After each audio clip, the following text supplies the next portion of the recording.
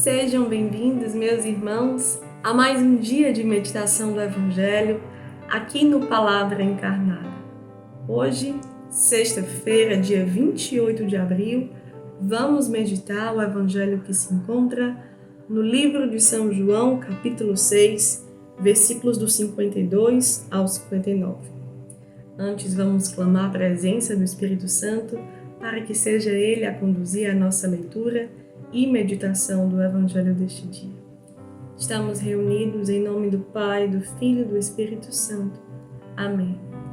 Vinde, Espírito Santo, enchei os corações dos vossos fiéis e acendei neles o fogo do vosso amor. Enviai, Senhor, o vosso Espírito, e tudo será criado, e renovareis a face da terra. Oremos. Ó Deus, que instruístes os corações dos vossos fiéis com a luz do Espírito Santo, fazei que apreciemos retamente todas as coisas, segundo o mesmo Espírito, e gozemos sempre de suas consolações. Por Cristo, Senhor nosso. Amém. Vamos então à leitura do Evangelho. Os judeus discutiam entre si: como é que ele pode dar a sua carne a comer? Jesus disse: em verdade vos digo, se não comerdes a carne do Filho do Homem e não beberdes o seu sangue, não tereis a vida em vós. Quem se alimenta com a minha carne e bebe o meu sangue, tem a vida eterna, e eu o ressuscitarei no último dia. Pois minha carne é verdadeira comida, e meu sangue é verdadeira bebida. Quem se alimenta com a minha carne e bebe o meu sangue, permanece em mim e eu nele. Como o Pai que vive me enviou, e eu vivo por meio do Pai, assim, aquele que de mim se alimenta, viverá por meio de mim. Este é o pão que desceu do céu. Não é como aquele que os vossos pais comeram e, no entanto, morreram. Quem se alimenta com este pão viverá para sempre. Jesus falou estas coisas ensinando na sinagoga em Cafarnaum. Meus irmãos, no Evangelho de hoje nós gostaríamos de convidar uma meditação um pouco mais própria aqui do Carisma Lumen, a partir daquilo que esse Evangelho, ele convida o meu coração e o seu coração a uma reflexão. Vejamos, vamos entender o contexto daquilo que Jesus está falando, com quem ele está falando, onde ele está falando. Jesus está dentro de uma sinagoga, um local que doutrinava, que ensinava, que colocava aquilo que era a lei, aquilo que era próprio para que se aprendesse e vivesse uma vida de comunhão, intimidade com o Senhor. E naquele local o Senhor resolve quebrar os corações naquilo que eles tinham de conhecimento ao ponto de deixá-los escandalizados. Vejamos os judeus discutindo entre si, colocando para o Senhor: como é que ele pode dar a sua carne a comer? A cabecinha dos judeus, que estavam fechados na mística, fechados, na verdade, diante da mística, eles imaginavam que seria comer a carne do Senhor, tirar a carne do Senhor. O que é? Como assim beber o sangue? Que loucura é essa? Mas, na verdade, o que Jesus quando ele vai esmiuçando essa palavra, e a gente vê aqui no versículo 57, ele vai falando da comunhão com ele. Quando ele coloca assim: como o Pai que vive e me enviou, e eu vivo por meio do Pai, assim aquele que de mim se alimenta, viverá por meio de mim. Viverá por meio de mim. No nosso carisma nós temos fontes de espiritualidade que nos configuram ao Cristo, que vão nos alimentando do Cristo, que vai fazendo o nosso coração e quebrando e se convertendo e assumindo assim um sentimento de Cristo. A gente vive esse versículo aqui todas as vezes que a gente entende o que Jesus fala, como ele fala comigo, o que ele quer de mim. E a minha vida é pautada numa vida de comunhão com ele, tal como a vida dele que foi pautada numa vida de comunhão com o Pai. E assim como ele é enviado do Pai, ele vive do Pai, ele vive pelo Pai, nós nos alimentamos dele, vivemos por ele, vivemos dele. E isso repercute na salvação. Quando ele coloca o pão que eu vos dou, não é o pão que aqueles um dia deram e as pessoas morreram. Nesse versículo aqui nós podemos adentrar no sentido da salvação, daquilo que Jesus queria instruir o povo com a novidade do reino de Deus, que começa aqui dentro do coração. Vejamos tudo isso. Como nós podemos então atualizar para o mundo de hoje, para o contexto de hoje, para a nossa vida hoje. Isso aqui claramente nos remete à Santíssima Eucaristia. Hoje, no nosso tempo, nós conseguimos saborear esta palavra, inclusive fazendo memória de todas as vezes que a Eucaristia nos salvou da solidão. Todas as vezes que a Eucaristia é ali a presença de Jesus, que no momento de adoração, por exemplo, nós nos rendemos e saímos transfigurados, saímos como que levando a sua luz, saímos sendo a presença do ressuscitado. E isso é um gesto de nos alimentarmos da presença do Senhor. Isso é um gesto de configurar nossa carne como realmente o coração de Cristo no mundo e por isso se alimenta dele.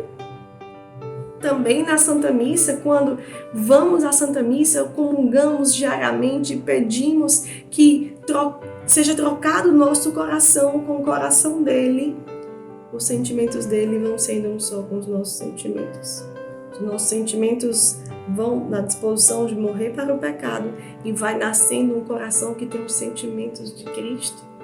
Olha que forte! Então, nós podemos nos alimentar do Senhor desde já na Eucaristia. Isso não é uma novidade, mas a forma, a piedade, a devoção que nós, cada vez mais de forma consciente, temos uma disposição de crescer nesta devoção à Santíssima Eucaristia, nos revela o quão estamos aproveitando este alimento que nos é dado, este banquete que nos é dado, por termos a graça, não aquela dos discípulos que andavam com Jesus lado a lado, mas uma graça talvez ainda mais forte, porque quando comungamos o Senhor pela Santíssima Eucaristia, quando vamos ao seu encontro pela adoração, Ele passa a viver dentro de nós. Nós nos tornamos outro Cristo, sim.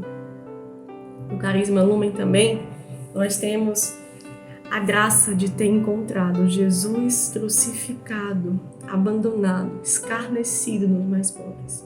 Todas as vezes que vamos ao encontro de um irmão mais pobre, não vamos fazer uma ação social, não vamos querer fazer algo bom para ele estritamente, apenas isso, como se estivéssemos limpando só uma consciência de que estamos nos aproximando apenas daquele irmão que necessita de nós. Nós, na verdade, nos reconhecemos necessitados de encontrarmos Cristo crucificado naquele irmão. Como o Papa Francisco nos ensina, aquele irmão é a carne sofredora de Cristo. Então, quando nós tocamos na carne sofredora de Cristo, quando nós fazemos diversas vezes esse encontro, esse movimento de descida, de deixar as vendas caírem dos nossos olhos e encontrarmos ali pela força de Mateus 25:40, realmente o encontro do nosso coração com o crucificado e levamos isso para o nosso coração, ruminamos isso nas nossas adorações, da nossa oração pessoal, nós vamos nos assemelhando aos gestos de mansidão de Jesus sofredor no pobre, de Jesus crucificado no pobre. Nós vamos assumindo gestos de compaixão. Nós vamos vivendo dele a partir daquele encontro e vamos atualizando isso com todas as pessoas ao nosso redor. Nós vamos quebrando um coração egoísta, um coração vaidoso, um coração orgulhoso e inclusive vivenciamos a nossa fé no silêncio das palavras.